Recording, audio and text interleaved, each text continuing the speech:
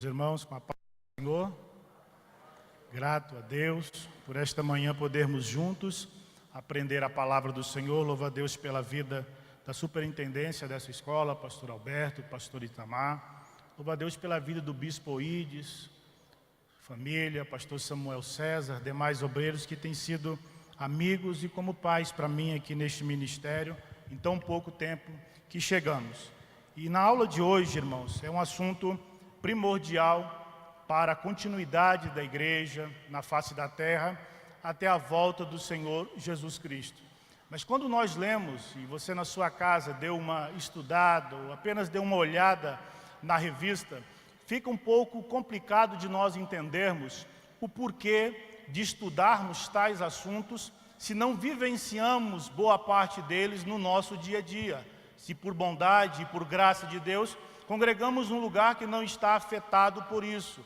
Aí vem à nossa mente, por que se aprofundar num assunto como esse, sobre novas teologias, sendo que nós vemos em tantos lugares, infelizmente, um evangelho deturpado sendo pregado, modismos referentes à palavra de Deus sendo ensinados. Então eu estou alheio a isso, eu não preciso me preocupar. Mas essa preocupação precisa permear nos nossos corações, porque nós que somos mais novos, somos o futuro, daremos continuidade ao trabalho da igreja.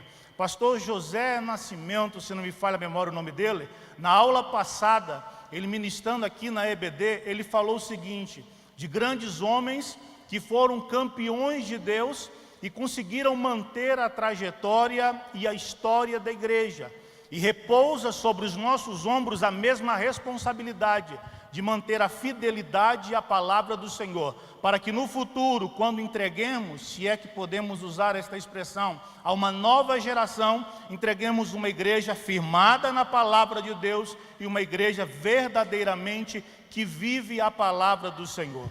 Então nós começando aí no tópico primeiro, eu alterei um pouco a ordem dos tópicos para que didaticamente ficasse melhor o nosso aprendizado, mas abordarei aqui todos os tópicos da lição. No primeiro tópico, a gente vê sobre o pragmatismo religioso e o discipulado. A gente vive numa época do relativismo, onde nem tudo é 100% certo, segundo muitos, e nem tudo é 100% errado. Tudo depende do ponto de vista, da ótica, da análise que você venha fazer acerca de determinado assunto, e as verdades absolutas, elas estão sendo escanteadas. Convicções inabaláveis estão sendo da mesma forma colocadas ao longe. Mas o que é, irmão Lincoln, o pragmatismo? O pragmatismo, ele é uma filosofia, um pensamento onde o valor ele é determinado pelas consequências das práticas, ou seja, o resultado, não importa como se chegue ao resultado que eu quero, eu posso fazer o que vier à minha mente, ao meu coração, desde que o objetivo que eu tenho, ele seja alcançado. Mas a questão é, nós fazemos o que é certo ou o que dá certo? E este é o problema que aflige as pessoas, e quando eu olho a história, eu vou citar alguns homens aqui. Tozer, no século de número 20, lá na metade do século 20, 1940 e alguma coisa, ele começa a ter grandes problemas com a situação da igreja da época. E quando eu falo igreja, não me refiro ao povo santo, lavado, remido que vai para o céu. Eu falo da instituição religiosa. E ele começa a ver alguns problemas surgindo no seio das instituições. E em um dos seus livros ele escreve que a filosofia pragmática, ela não faz perguntas embaraçosas acerca daquilo que pode ou não ser feito. Ela apenas analisa o resultado e pensa, vale a pena, eu posso fazer, e não importa aquilo que venha acontecer. E quando ela descobre algo que deu certo em determinado lugar, ela procura, Tozer afirmando, ela procura um texto bíblico e como se pudesse consagrar a errada teoria, e ela começa então a aplicar para as pessoas. E ele afirma, se o método produz resultado, então quer dizer que ele é bom. Este é o pensamento pragmata. Mas não há, meus irmãos, como eu e você sermos pragmatistas e bíblicos ao mesmo tempo. Não há como, porque o pragmatismo visa resultado. O homem e a mulher de Deus, que ele se pauta na palavra, a única preocupação que permeia o seu coração é: eu estou obedecendo às ordenanças de Deus e estou realmente vivendo a palavra do Senhor?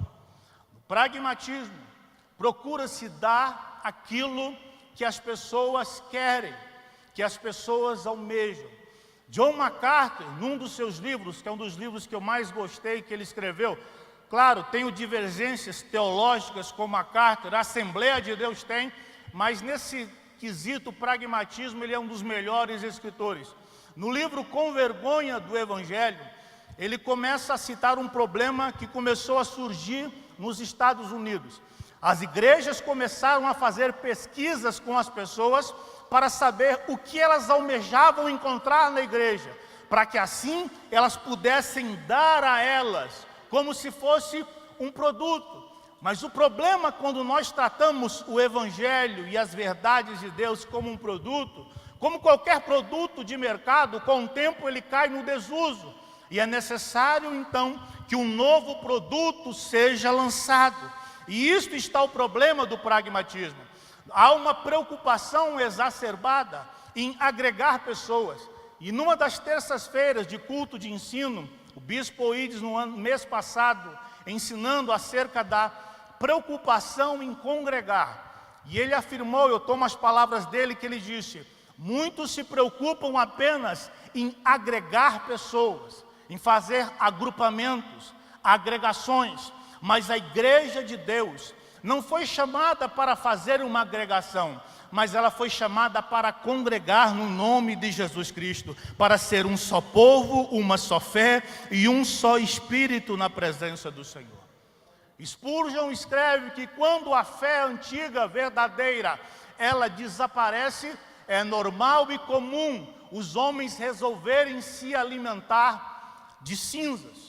Mas quando eu olho a Bíblia, Atos dos Apóstolos, capítulo de número 2, algo interessante escrito ali acerca das bases de sustentação da verdadeira igreja e que elas criam um ambiente propício para o agir de Deus e para a expansão, ou seja, almas se convertendo ao Senhor.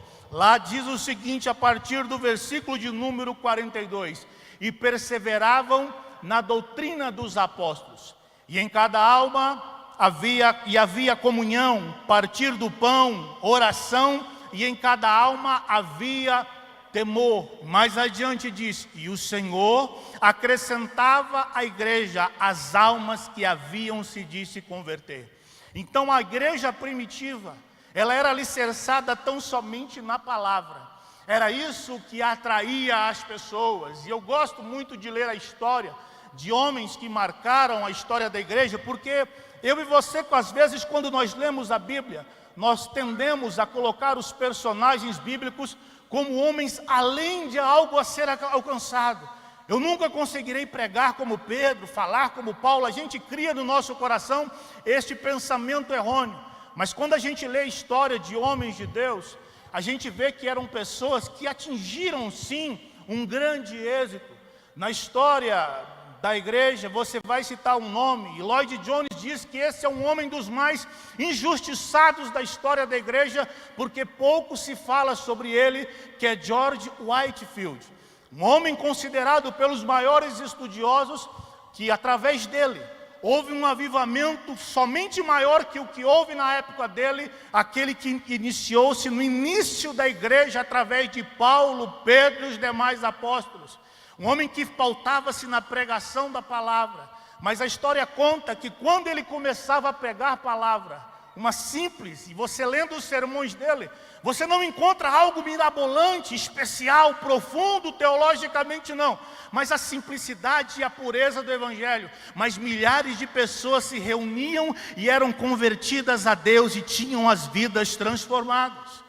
Um homem que pregava a palavra do Senhor cerca de 10 horas por dia. mas a multidão parava para ouvi-lo, porque era a palavra que prendia as pessoas junto dele. Quando nós pregamos o Evangelho, não precisamos nos preocupar com técnicas pragmáticas.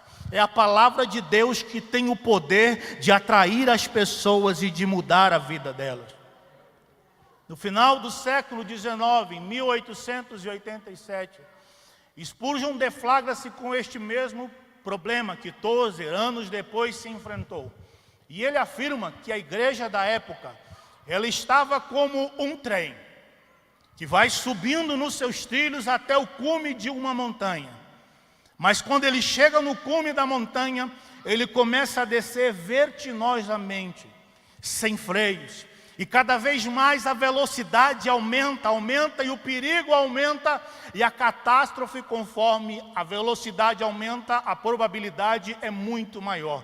Assim ele retratou a igreja, porque a igreja trocou as verdades de Deus por entretenimento, por outras coisas, pensando que assim poderiam atrair as pessoas. E ele levanta a sua controvérsia, escrevendo artigos publicados semanalmente, debatendo contra isso, mostrando que o que a igreja precisa para se fortalecer é estar com as convicções inabaláveis, com a fé verdadeira em Deus, com o verdadeiro evangelho sendo pregado.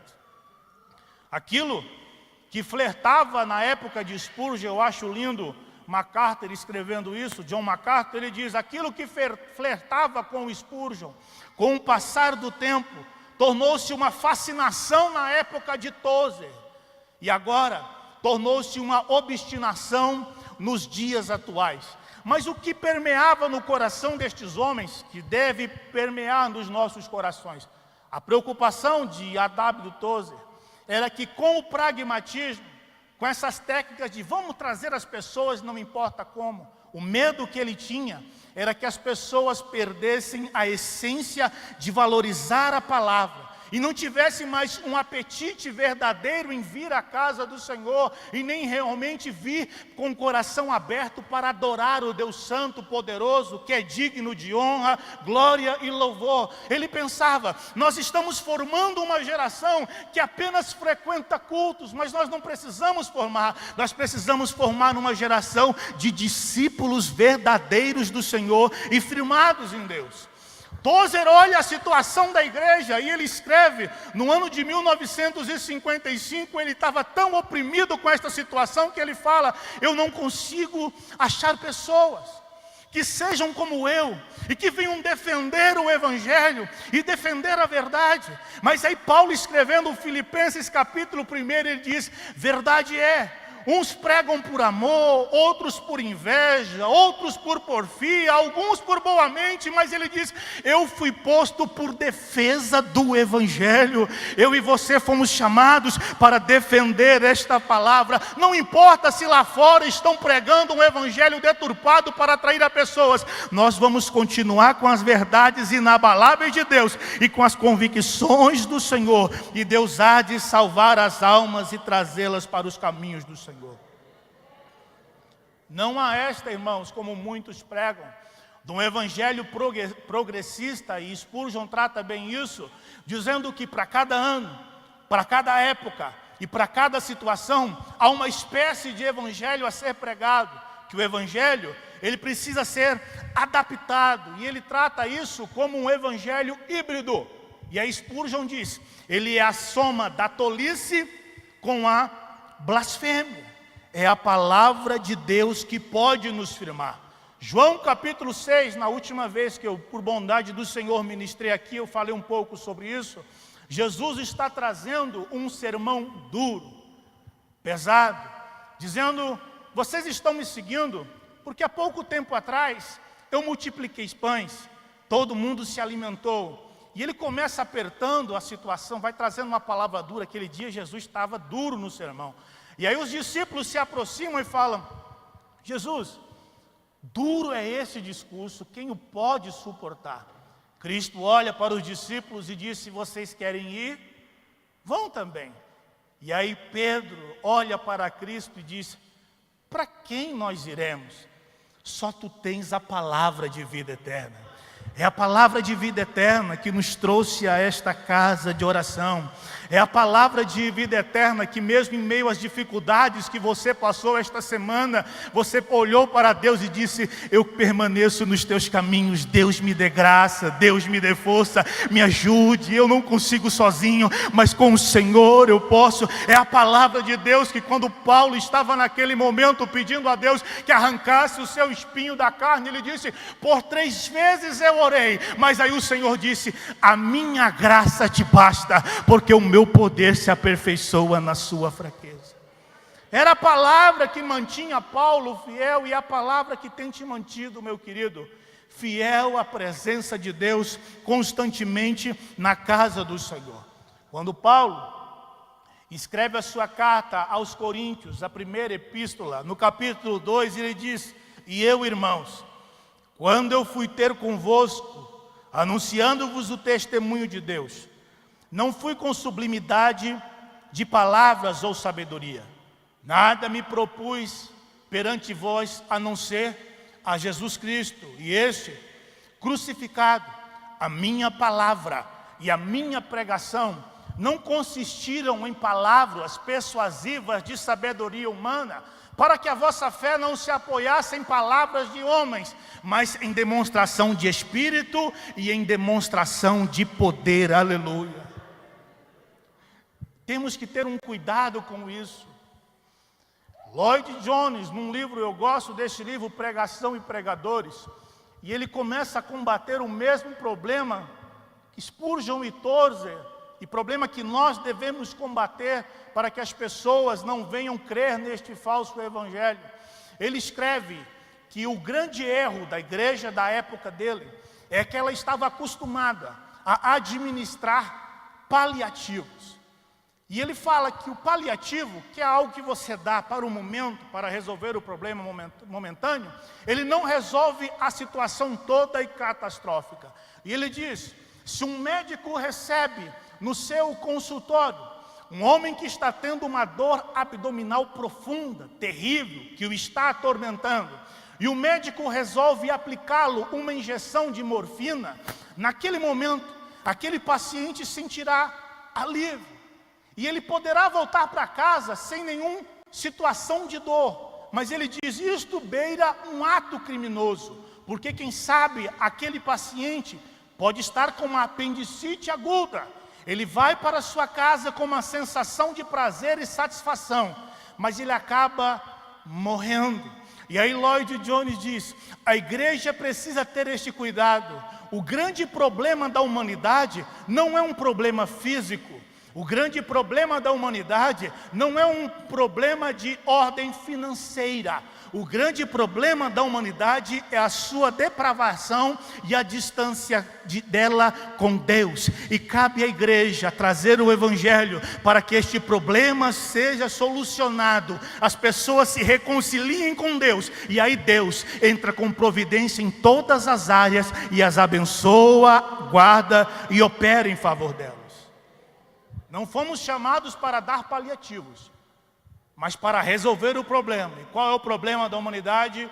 O pecado, a vida sem Deus. Aí a gente olha e fala: mas irmão Lincoln, analisando tudo isto,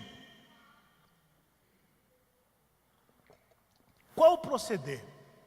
Fica às vezes complicado a gente entender como eu tenho que pensar acerca daquilo que eu prego, daquilo que eu faço, ou do departamento que eu dirijo, ou da responsabilidade que Deus, por misericórdia, colocou sobre os meus ombros na sua casa. E aí eu vejo J.I. Packer. Ele, num dos seus livros, ele traz algo interessante no livro que ele escreve, Evangelização e Soberania de Deus. Num dos tópicos deste livro ele diz: através de quais meios deve o evangelismo ser praticado? E aí ele diz: o método de evangelismo é a explicação fiel e aplicação da mensagem do evangelho. A proposta deve ser a seguinte: eu estou sendo fiel às verdades de Deus. A ideia que eu tive foi uma forma de facilitar a compreensão e a explicação do evangelho.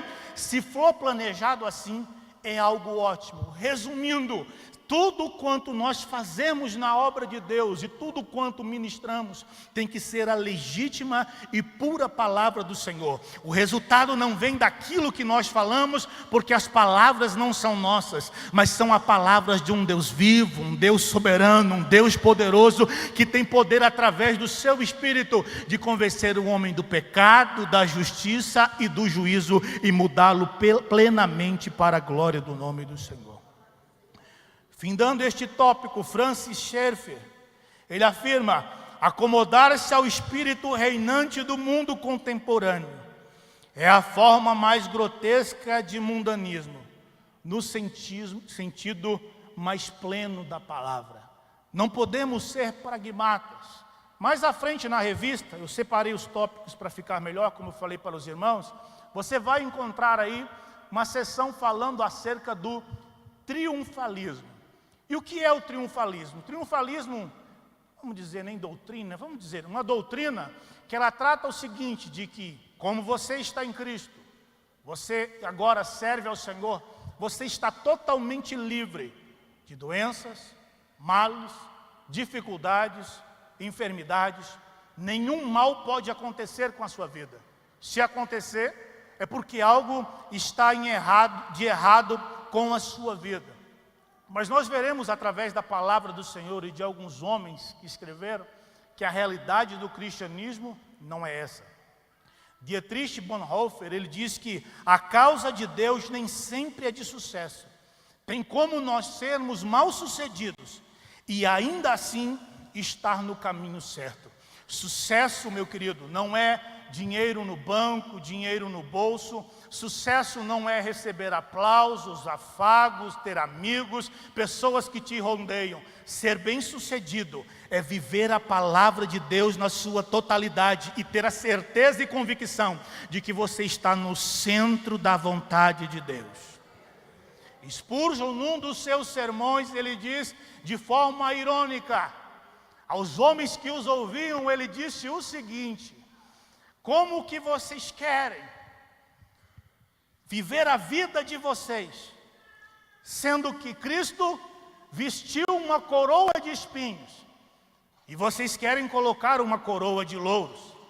O vosso Jesus, ele foi levado sobre pancadas, sobre sofrimento, até a cruz do Calvário. E ele conclui: vocês querem adentrar aos céus, sendo carregados nos braços e por aplausos. Aí ele diz: se vocês creem num evangelho desse, voltem para os seus afazeres, para as suas atividades, porque a cruz de Cristo não é isso. Jesus disse: aquele que quiser vir após mim, tome a sua cruz, negue-se a si mesmo, louvado seja o nome do Senhor. É um evangelho de cruz, é um evangelho de dor. Mateus capítulo 5, Jesus diz: bem-aventurados sois, quando por minha causa vos injuriarem, perseguirem e mentindo disserem contra ti todo mal, exultai-vos e alegrai-vos, porque grande será o vosso galardão. João 16:33, tenho-vos dito isso para que em mim tenhais paz. No mundo tereis aflições, mas tende bom ânimo, eu venci o mundo. E aí quando chegamos em Atos capítulo de número 5, os discípulos apanham por amor a Jesus. Segundo o triunfalismo, eles não estão verdadeiramente fiéis a Deus, mas a Bíblia diz que quando eles apanham e eles vão retornando para a igreja, eles dizem que, a Bíblia diz que eles se regozijaram e ficaram alegres por demais, por serem dignos de padecer por amor ao Evangelho. Atos 14, porque por muitas tribulações nos importa chegar ao reino dos céus. Atos capítulo 20, Paulo está discursando aos anciãos de Éfeso, e ele fala algo tremendo: e agora, eis que ligado pelo Espírito, eu vou para Jerusalém, não sabendo aquilo que me aguarda ou aquilo que me espera, senão o que o Espírito Santo me revela de cidade em cidade, que me esperam perseguições e esperam aflições, mas em nada eu tenho a minha vida por preciosa, contanto que eu cumpra a carreira que me está proposta. Louvado seja Deus. Paulo se gloriava nas suas aflições. 2 Coríntios, a Bíblia diz que ele sentia prazer nas aflições. E aí quando ele está formando, pode-se dizer assim, o seu filho amado Timóteo, ele faz um convite a Timóteo, que a igreja triunfalista nunca faria a um dos seus. Ele diz: sofre pois comigo as aflições como bom soldado de Cristo. Ninguém que milita se embaraça com coisas desta vida, a fim de agradar aquele que o alistou. Ainda a Timóteo ele diz: tudo eu sofro, Timóteo, por amor aos escolhidos, e aqueles que querem viver em Cristo Jesus piamente padecerão perseguições. E quando a gente olha a história, tantos pastores que foram à glória por momentos difíceis, em saúde, financeiramente, e nada disso desabonou a sua fé perante Deus. Queridos, na nossa vida, o carregar a cruz são momentos de dores, vão ter dias de lágrimas, dias de aflições. E quando a gente vê a história dos apóstolos, como eles foram mortos, e a história dos mártires da igreja, não há similaridade alguma com o triunfalismo. Evangelho é isto, é estar apto e pronto a morrer por amor a Cristo. É porque a gente não consegue ter uma percepção real disso, né, missionária Lúcia de Fátima? Porque nós estamos num país de livre acesso ao Evangelho. Mas em lugares onde é difícil pregar o Evangelho, por bondade do Senhor, por 5 anos eu dirigi a Secretaria de Missões num campo, e no Amazonas a gente tinha um trabalho, e na Bolívia, e você fala: mas irmão Lincoln, dentro do nosso país, dentro do nosso país, muitos missionários sofrendo, porque não podia se pregar no Evangelho, numa comunidade que tinha descendência indígena. Não pode falar de Deus, você só pode chegar lá se o líder da comunidade permitir, e você só abre uma igreja se você ganhar amizade com ele. E aí você fala: mas o evangelho, o triunfalismo, ele é de bonança e tranquilidade, querido. Quando você visita um campo missionário, e aí você vê o que é verdadeiramente sofrer por amor a Deus, porque você quer ver as pessoas se convertendo a Jesus.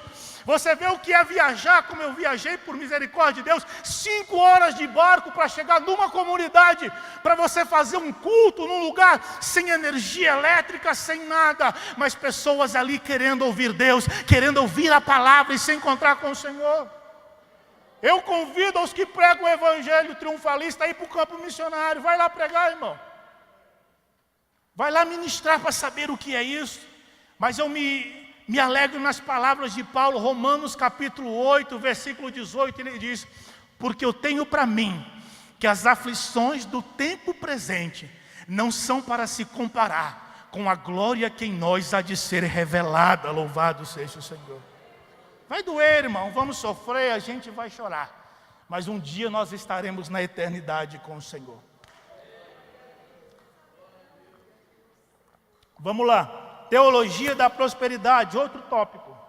O grande problema da teologia da prosperidade é que ela trata o fato de nós sermos abençoados financeiramente como um direito. Então, se eu tenho direito, eu posso reivindicar, eu posso cobrar a Deus. E nisso está o grave problema, porque a partir do momento em que nós podemos cobrar a Deus, colocar como se pudéssemos Deus no canto da parede, a criatura, ela fica acima do Criador.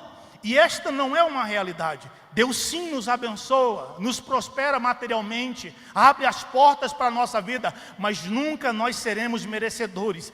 É a graça e a misericórdia de Deus operando nas nossas vidas e Deus prosperando. Eu sou prova disso, irmão. Se você conhecesse a minha vida anos atrás e conhecesse agora, e olha que não está essas maravilhas todas não, mas você ia olhar e dizer: rapaz, como que esse menino, Deus abençoou ele e abriu as portas. Um breve exemplo: quando eu fui casar com a irmã Valéria, irmão não ganhava pouco, aquela dificuldade. O sonho da Valéria e o meu Moisés, sabe qual era? Ficar no hotel 5 estrelas, na lua de mel, deitado na cama e vendo o mar. E nós fomos orar, né? Sem dinheiro, era só orar, irmão. Tinha que fazer, né, Max? Aí tinha que orar, e começamos a orar a Deus. E Deus levantou um cliente meu. E na época que eu mais plantava na obra missionária e na obra de Deus, eu plantava, ofertava. Deus, tudo quanto que eu ganhava. Até muitas pessoas falavam: rapaz, você é louco, você precisa de dinheiro e está plantando na obra. Tô. E aí Deus levanta um cliente meu. Um dia eu acordei, fui para o serviço, E eu falei, rapaz, o menino que trabalhava comigo, liga para o cliente tal, ele vai me dar o hotel. Deus falou comigo. E quando ele ligou para esse rapaz hoje, que é um dos maiores empresários do estado do Mato Grosso, ele falou, fala para o Lincoln, escolhe o hotel que ele quiser, só fala o valor que eu transfiro a conta, e eu vou colocar o dinheiro para ele pagar o melhor hotel que ele ficar em Natal. E Deus abriu as portas. Deus faz, irmão, mas nunca, aprenda isso, você não será merecedor. É Deus agindo por misericórdia, porque Ele cuida, Ele abre portas, Ele provê da onde não tem, Ele vai cuidar da sua vida. Mas não coloque Deus numa posição onde fala, Senhor, eu ofertei, então o Senhor tem a obrigação de me abençoar. Não, oferte por amor, porque quando Paulo escreve aos Coríntios, e ontem eu falei um pouco disso no culto dos jovens, na oportunidade que me foi concedida, Paulo diz, cada um contribua segundo o proposto no seu coração, não por tristeza e nem por necessidade. Em algumas traduções está escrito, Deus ama o doador alegre, ou seja, que faz com satisfação. Não é o quanto eu e você ofertamos, não é o tamanho da oferta, mas é o que nos motiva a ofertar. Nós ofertamos na obra, sim, Deus vai nos abençoar se nós ofertamos porque amamos a obra de Deus, porque somos gratos a Deus e porque queremos ver a expansão dos trabalhos da igreja. E claro, Deus consequentemente, vendo o nosso amor, a nossa fidelidade, Ele vai abrir os céus e vai nos abençoar. O problema da teologia da prosperidade é que ela utiliza mal esta expressão, onde você oferta e Deus retribui. A má utilização dizendo que você pode cobrar a Deus, nisto consiste o erro desta teologia. Ofertar refere-se ao ato alegre de dar. Não damos por legalismo, nem por relutância, mas por uma compulsão que vem do coração.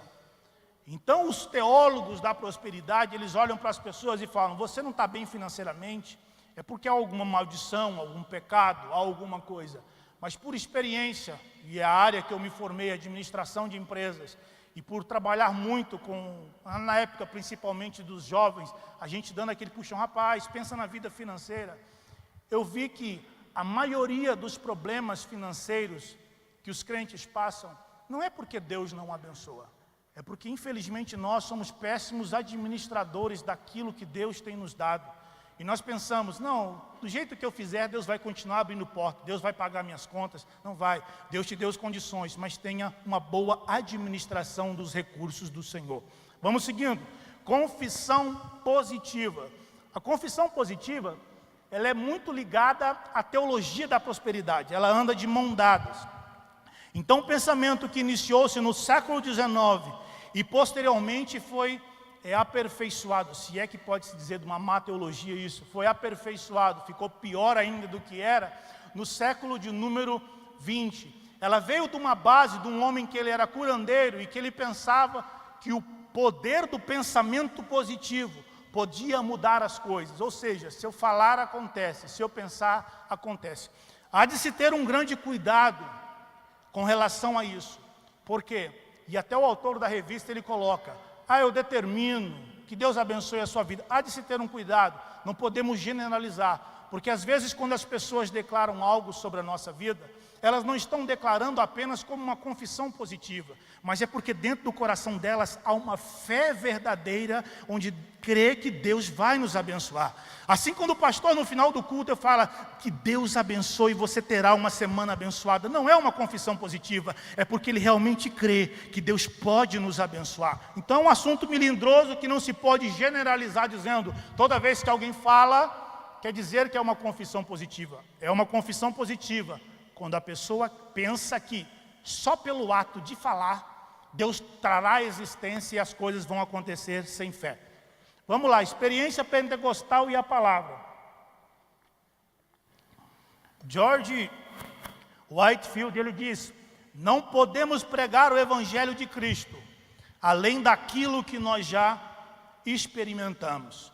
Pregamos aquilo que nós vivenciamos. E agora vamos, como na revista, destrinchar em tópicos. A revista trata sobre o profeta bíblico, e que nada mais é que o porta-voz de Deus. John Stott considera o profeta bíblico próximo a isso. Ele diz que ele é a boca de Deus na face da terra.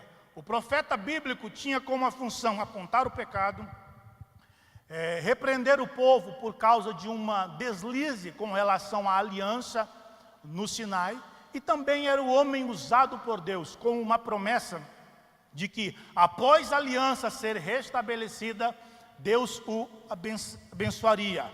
Enoch Vines, ele escrevendo num dos seus livros, ele trata sobre o poder que os profetas tinham, até mesmo na administração pública, vamos dizer assim.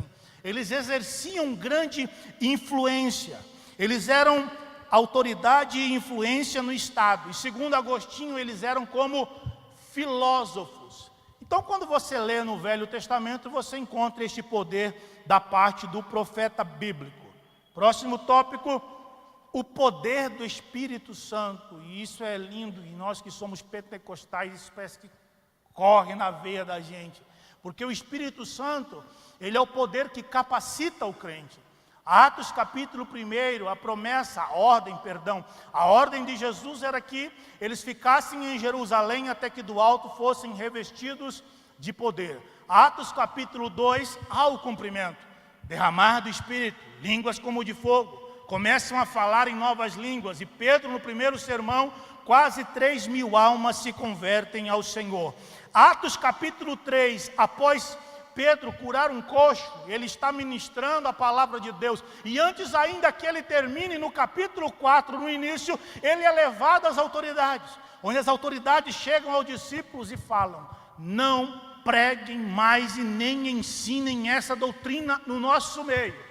E aí Pedro usa aquela célebre frase: julgai vós diante de Deus se é justo ouvir antes a voz do que a Deus, porque não podemos deixar de falar aquilo que nós temos ouvido. São novamente ameaçados. Aí que é lindo, pastor Carmelito. A Bíblia diz que eles se juntam com a igreja, contam o relato do acontecido, e aí eles resolvem fazer uma oração. E o teor da oração era: Senhor, dai-nos ousadia para pregar a palavra do Senhor. E a Bíblia diz que o Espírito do Senhor vem sobre eles novamente são cheios e começam a pregar a palavra ainda mais com ousadia. Louvado seja o Senhor. Era o Espírito que impulsionava, era o Espírito que era a mola propulsora para que os discípulos continuassem pregando a palavra do Senhor. Só que quando passa a época dos apóstolos, os dons espirituais caem no desuso, infelizmente. Há raras aparições na história de pessoas sendo usadas por Deus.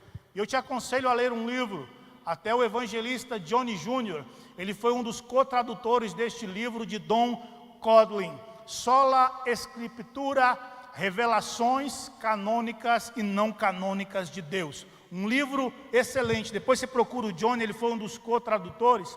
E neste livro, Don Codlin começa a combater aqueles que são adeptos do cessacionismo, que pensam que Deus só agiu na época dos apóstolos e não tem mais dons, Deus não opera, Deus não faz mais nada, e é só pregar a palavra.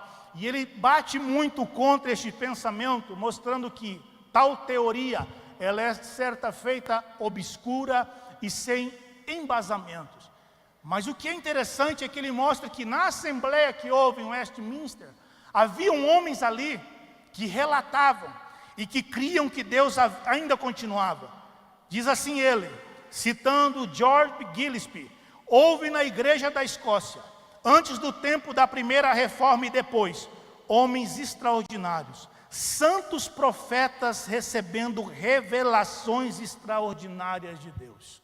Rutherford diz que houveram homens como John Hus, Wycliffe, Lutero, que predisseram coisas futuras. E ele afirma: John Knox predisse o enforcamento do Lorde de Grange. Ou seja, havia ainda continuidade, Deus ainda operava, e Deus ainda levanta profeta, Deus ainda dá dons aos homens, Deus ainda opera na sua igreja. A Bíblia diz que o Espírito dá conforme Ele quer, só nós precisamos buscar a face de Deus, que Deus vai operar através de nós.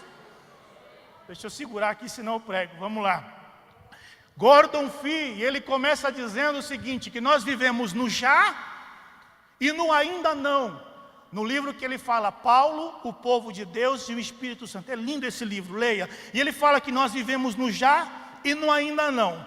Já, porque nós já estamos na realidade da experiência do pleno poder do Espírito Santo. E no ainda não, porque é a prova de um futuro que não chegou, mas que há uma garantia de Deus de vida eterna. A teologia paulina, a engrenagem de sustentação dela era o Espírito Santo do Senhor. Vamos mais adiante. A procura por profecias. Muitos lugares fazem cultos para que as pessoas se reúnam em busca de profecias. A função da profecia é edificar, exortar e consolar. Mas o problema é que muitos procuram os tais profetas para terem uma orientação de vida, para saber o que vão fazer, o que vão deixar de fazer, sendo que a maior profecia, ela é a palavra de Deus.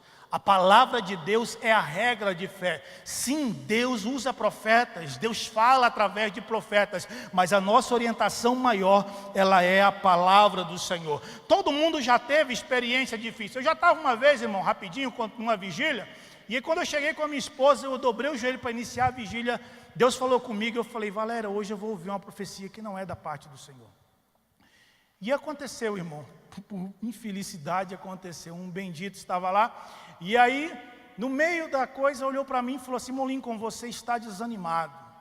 Você está passando por um momento difícil espiritualmente, e eu quero orar por você. Ajoelhe aí. E assim, às vezes a gente tem medo, irmão. Não tenha medo não. Na Bíblia, a condenação para os falsos profetas e a repreensão, ela é terrível. Aí eu, com educação, como procuro tratar as pessoas, eu olhei para o irmão e falei assim, não, irmão, eu estou bem, eu não vou me ajoelhar. Agradeço pela oração, mas aquilo que o irmão está falando não é uma realidade. É assim que temos que nos portar. Temos que ter discernimento da parte do Senhor. Paulo aconselha-nos a ter discernimento de espírito. Tenha discernimento, tenha a graça de Deus, para que não é qualquer coisa que venha falar para você, você acreditar e falar, não, então eu vou fazer porque o profeta falou. Não, saiba a vontade verdadeira de Deus, rejeite o que é. Paulo escrevendo aos Tessalonicenses, ele diz, não apaguei o espírito, não desprezais as profecias, examinai tudo, retende o bem. Se a profecia está de acordo com a palavra, amém. Se não está, irmão, o profeta que se cuide. Tenha dó não, irmão. Pode falar para o profeta, orar um pouquinho mais, mas saiba que a sua regra de fé é a palavra do Senhor. Salmo 119, depois você estuda na sua casa. Há muitas citações acerca da maravilhosidade que é vivermos e andarmos na palavra do Senhor. Porque no nosso meio, irmão, tem surgido muitos falsos profetas, que têm falado e têm destruído casamentos, destruído relacionamentos, destruído a vida financeira, se aproveitado das pessoas. Busque orientação na palavra de Deus, busque discernimento, graça de Deus, para você não ser levado por uma falsa profecia. Partindo para o penúltimo tópico aqui, a malversação dos dons. O que é isso? É a má administração dos dons. Os dons precisam ser administrados com responsabilidade. E aí Paulo, quando escreve a sua carta aos Coríntios, primeira epístola, ele traz o seu cuidado com relação a isso. Corinto não estava administrando bem os dons, falhava, havia dissensões, todos os dons estavam presentes, mas a igreja é uma igreja briguenta, renhenta, cheia de coisinha, muita confusão. E Paulo falou assim, não, vocês não podem ser assim, vocês têm os dons, precisam utilizá-los e também precisam parar de brigar, parar de ter confusão no meio de vocês. E aí, a partir do capítulo 12, ele traz um ensino um pouco mais profundo acerca dos dons, onde no capítulo 12 ele diz que o ensino, ele traz um ensino para os dons espirituais, mostrando que nós somos membros de um corpo, onde todos têm a sua utilidade. Capítulo 13, ele fala sobre o dom principal, o dom maior, que era o que carecia mais na igreja de Corinto, que era o amor, porque o amor nos leva a amar, perdoar, conviver em paz, vivermos bem com os nossos irmãos. E no capítulo 14 ele mostra sua maior preocupação de malversação dos dons. Porque a igreja em Corinto como o povo começou a falar em línguas, todo mundo queria falar em línguas. Não havia um culto racional mais, porque a Bíblia diz que o que fala em línguas edifica-se a si mesmo. Paulo não estava dizendo, eu não quero que vocês sejam edificados. Ele queria sim que o povo fosse edificado, mas ele queria que o culto fosse ordeiro, que tivesse como alguém falar, alguém pregar. Por isso que ele coloca a ordem na igreja de Corinto, dizendo, quando alguém falar em línguas, que haja intérprete. Então Paulo tinha esse cuidado para que o culto pudesse fluir e todas as coisas acontecessem de forma correta para o bom andamento e glorificação do nome do Senhor. O que não pode haver entre nós é uma supervalorização da manifestação dos dons, em detrimento à palavra do Senhor. Porque é comum, irmão, a gente anda pregando aí, a gente sabe, ou vai, e eu antigamente no outro campo que eu congregava, representava muito o presidente, e aí você vai representar o presidente nas igrejas, e aí você vai ouvir as ministrações. E aí a pessoa ela não traz nenhuma mensagem da palavra de Deus. Ela utiliza os 30, os 40 minutos dela apenas profetizando, ou como a gente usa no popular, revelando. E aí quando termina o culto, as pessoas falam, nossa, que culto abençoado. E aí a gente passa 15, 20 dias lendo 10 livros, estudando a palavra, traz uma mensagem inteligente, as pessoas falam, Deus não falou. Então esse é o perigo que a igreja tem que ter um cuidado. A maior palavra falada, ela é a palavra de Deus. Ela é a palavra. Quando a palavra de Deus ela é citada, por mais simples que seja, mesmo um pregador que não tem uma boa oratória, um grande conhecimento teológico, ali é Deus falando ao coração do homem e manifestando o seu poder. Vamos para o último tópico, para a gente finalizar ali. Aprofundamento na palavra. O texto de referência fala que os bereanos, conforme Paulo pregava, eles examinavam para ver se havia simetria naquilo que era pregado. Paulo escrevendo a Timóteo, ele diz, procura apresentar-te a Deus aprovado, como obreiro de que não tem de que se envergonhar, que maneja bem a palavra da verdade. Devemos buscar, e Spurgeon traz que a nossa maior ambição tem que ser a compreensão da palavra de Deus. Tem que haver em nós uma dedicação em conhecer. Spurgeon era mais duro, ele dizendo, o preguiçoso não deve ter direito ao púlpito. E aí você fala, nossa, Spurgeon amava estudar. Não, ele tratava num dos seus livros que isso era a coisa mais aborrecida para ele, era se preparar para um sermão, porque ele sabia que era difícil, era árduo, demandava tempo, mas ele queria trazer o melhor. Toda noite de sábado, Spurgeon entrava num recinto para poder preparar os seus sermões que ele pregaria durante a semana. Isso era como algo sagrado para ele. Finalizando, e aí um dos dias ele está lá preparando os sermões, e aí chega um irmão da igreja, bate na porta, a empregada de Spurgeon atende a porta e fala, eu quero falar com o doutor Spurgeon. A empregada vai até Spurgeon e fala, olha, tem um rapaz querendo falar com você. Ele fala, eu não posso, eu estou estudando a palavra. Pede para esse rapaz voltar depois. A empregada dá o recado. E aí aquele irmão fica indignado e fala o seguinte, fale para o doutor Spurgeon, que um servo do Deus Altíssimo quer falar com ele. A empregada dá o recado. A resposta de Spurgeon foi, diga para este homem, quando eu estou com o meu mestre, eu não tenho tempo para falar com o servo. Ele era um homem que quando estava na presença de Deus, nada o arrancava. Ele queria estudar, e você vê a história. Por que a gente fala tanto de Spurgeon? Spurgeon chegou a ser um dos homens mais lidos no mundo na língua inglesa. A sua biblioteca de mais de 12 mil livros. E a história conta que ele poderia chegar no escuro, ou até mesmo de olhos fechados. E ele encontrava o livro que ele queria, de tanto conhecimento que ele, de tanto manusear os livros que ele tinha. Nós precisamos buscar, e Pedro escreveu, antes crescei na graça e no conhecimento do Senhor. Precisamos nos voltar mais para a palavra de Deus, dedicar ao conhecimento pleno, mas não é só uma ortodoxia, porque aí Lloyd Jones, ele ressalta tanto George Whitefield, porque ele disse, ele era um homem que mexia com a ortodoxia. que são as doutrinas, o conhecimento bíblico, mas também com a presença plena do Senhor. Não existe essa de que conhecimento apaga a presença de Deus. Não apaga, só te dá mais ferramentas para você ser usado por Deus, para que Deus transforme vidas e o nome do Senhor seja glorificado. Vamos colocar de pé e fazer uma oração? Antes de devolver aqui, eu falar mais alguma coisinha, tem 2 minutinhos ali. Vamos orar. Senhor meu Deus e Pai, no nome de Jesus, adoramos ao Senhor nesta manhã. Somos gratos a Ti pelo ensino que nos deste, a palavra que falaste ao nosso coração.